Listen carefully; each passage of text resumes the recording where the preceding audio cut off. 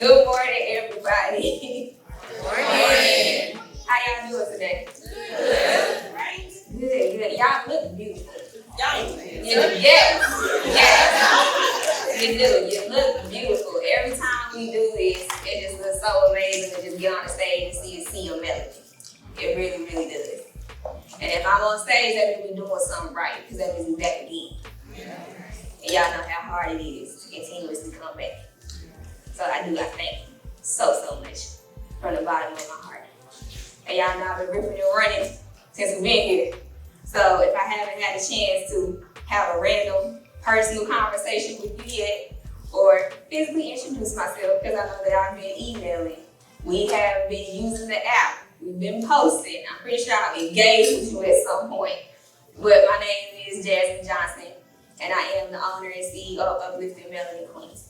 And so for our first 2 years, we just focused on social workers.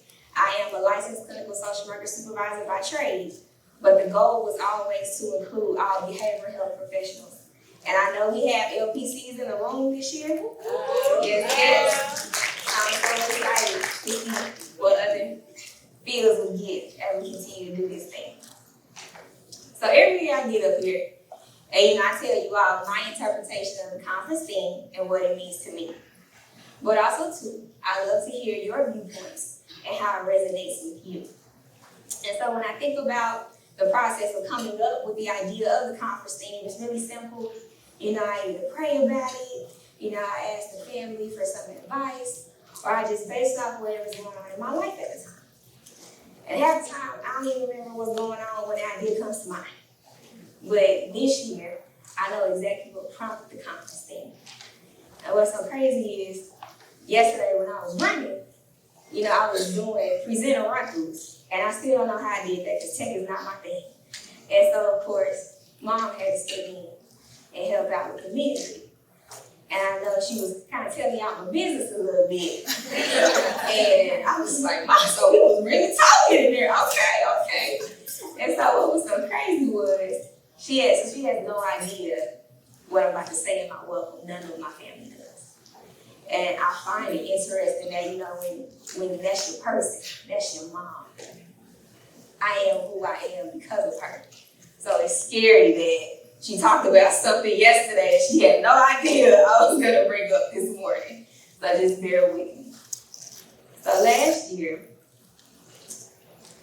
my family's world got shook up. We lost my grandfather. He passed away on August 22nd. And he was the patriarch of our family.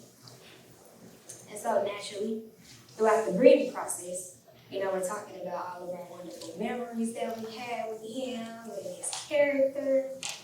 And I'm pretty sure I've always known this about my grandpa, but I've just never really been able to put it into words.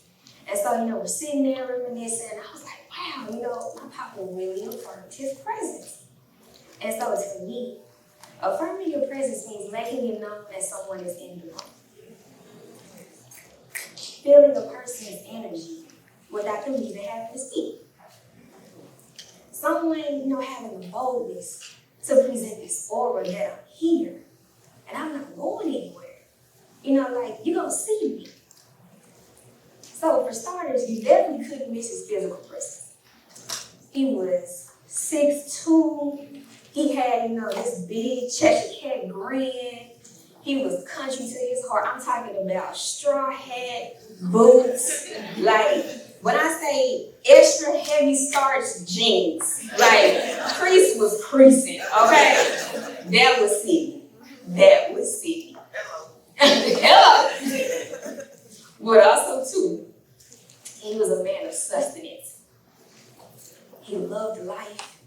He had a really big heart. You actually felt his love. If you didn't know him, you might have said he was a man of few words. But when he did speak, you knew he had something to say. He used to give us this look. I can't really describe it, but you know it when you see it. And you didn't have to say anything. And when you saw it, you knew that either you were in trouble, you needed to find a seat before you got in trouble, or you may see, fall back like, you know what, you got it. You sure right. But also, too, he was extremely wealthy because he invested in people. And he taught his family how to do the same. In fact, he's the reason we're in this room right now. So I was struggling to pass my master's exam. I don't know if anybody else can relate. But okay, so y'all know how it is. And so I took it 2 times, and I missed it by 2 points, both times. And for a person who has never failed in academia, I was struggling with this. And so for whatever reason, I was going home the weekend right after I failed, and like always, I go to my grandparents' house to check on them. So as soon as I get there, Papa looks at me and is like, Jasmine, what's wrong? Side note, I do not have a poker face. Like, if I'm upset, irritated, whatever the case may be, you're going to see it on my face. And so he looks at me and he's like, what's wrong? And so I immediately start telling him, I just can't pass this test. I don't know. Like, I'm just frustrated. Without even saying anything, gets up, walks to the back, comes back in the living room, and hands me some money. And he says, Jasmine, take the test again. Now, my initial response is, Papa, I'm not trying to waste your money. I done told you I can't pass the test. I don't know what's going on. Interjects, gives me that Papa look. And it's like, Jasmine, take the test again. You're going to pass it. And that's exactly what I did on the 3rd time. And I'm pretty sure him paying for it had something to do with why I'm passing. You know, you don't waste Papa money. Many times, I am asked why I decided to structure Uplifting Melanin Queens to cater to Black women. Then, oftentimes than not, I'm told how I am limiting myself because we are not servicing everyone when it comes to our conferences and workshops. Honestly, I could care less. Why does that matter? Why would I not want to work with those who look like me or help those who look like me? Life experiences have taught me that Black women are often neglected and forgotten. And when we are thought about, it's because we're being lumped in with another sex or race.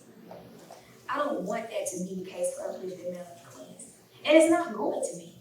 Please believe we're going to continue to grow and elevate. We're about to roll some new stuff out. I can't wait to tell y'all about it at tomorrow's closing ceremony.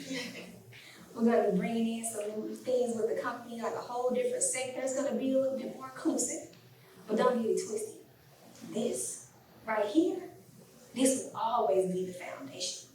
And everything that we do with this business is always going to put Black women in the forefront. I want to make that very clear. You are both seen and heard here. Your laugh is not too loud. Your hair is not too bold. Baby, I'm looking at sew-ins, locks, purple hair, braids, individuals. We out here. This is for us, okay? And that is the energy that we have to continue to keep within these fields. Because y'all know, just like I do, we have to continue to create spaces of opportunity for the advancement of those who look like us. Now, I'm hoping that you have at least somewhat seen the program. I know it was thick. We got to work on shortening it down. We wanted to give everybody their flowers. You know, you get flowers while you're here, so we make sure everybody has their spotlight. But you know these presenters are not playing this year. They're coming with some major topics. And I cannot wait till we start our breakout sessions. So for this year, for our 3rd year, 3 means a lot to us in our family. Yes. It really, really does. It really, really, for our family, 3 means a lot. There's 3 of us in regards to my mom's kids. Me and my brother are both Greek. We both trade clubs in this thing. You see, you don't see UPMQ, you see UMQ. 3 is a big number for us in our family. So for this year, for our 3rd annual conference, we are going to dedicate this conference to my papa. And we are going to continue to affirm our presence every day, just like he did throughout his entire life.